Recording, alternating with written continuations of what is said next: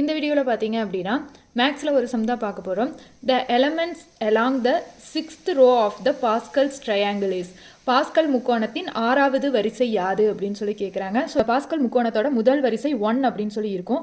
அடுத்து ரெண்டாவது வரிசை பார்த்தோம் அப்படின்னா 1 1 அப்படின்னு சொல்லி இருக்கும். அடுத்து மூன்றாவது வரிசை 1 இருக்கும். அடுத்து 1 + 1 வேல்யூ 2, அடுத்து 1 இருக்கும். அடுத்த வரிசை பார்த்தோம் அப்படின்னா 1 1 + 2 வேல்யூ 3, அடுத்து 2 + 1 வேல்யூ 3, அடுத்து 1 இருக்கும்.